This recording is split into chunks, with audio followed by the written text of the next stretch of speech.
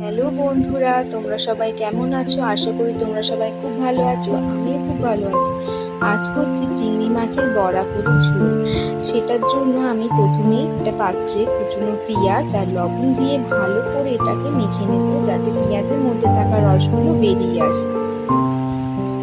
ভালো করে মাখা হয়ে গেলে আগে থেকে কেটে ধুয়ে রাখা চিংড়ি মাছটাকে লবণ, হলুদ আর গোলমরিচের গুঁড়ো দিয়ে মাখিয়ে রেখেছিলাম, সেটা দিয়ে দেবো।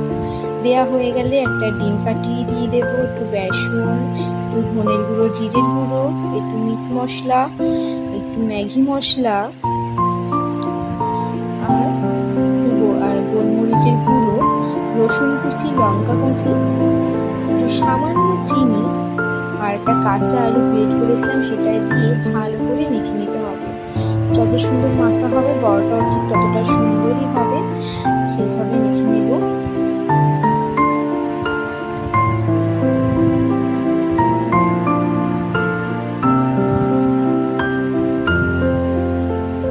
মাখা হয়ে গেলে এটা ঢেকে রেখে দেব। ঢাকা রাখার পর চলুন একটা মশলা করে নিই। মশলাটার জন্য আমার একটু আদা কুচি, একটু কাঁচা লঙ্কা কুচি, আর একটু রসুন আর একটু পেঁয়াজ কুচি দিয়ে এটাকে মশলাটাকে পেঁয়াজ কুচি দিয়ে মধ্যে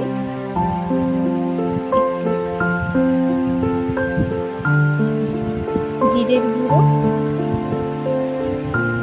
আর ধনের গুঁড়ো দিয়ে মশলাটাকে রেডি করে নেব।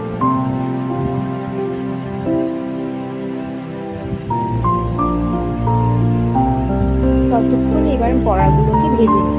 বড়াগুলোকে লাল লাল করে ভেজে তুলে নিয়ে ব্যাস কড়াইতে জিরে ফোড়ন, শুকনো লঙ্কা ফোড়ন দিয়ে মশলাটাকে বেটে রাখা মশলাটাকে দিয়ে একটু লবণ, একটু হলুদ গুঁড়ো দিয়ে একটু সামান্য স্বাদের ব্যালেন্স চিনি দিয়ে নাড়াতে হবে যতক্ষণ তেল না ছাড়ে।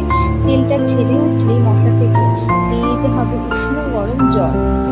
উষ্ণ গরম জলটা দিয়ে ফুটে ওঠার সঙ্গে সঙ্গে দিতে হবে একটু মিট মশলা, একটু ম্যাগি মশলা, একটু সামান্য লবণটাকে চেক করে নিয়ে দেখতে হবে।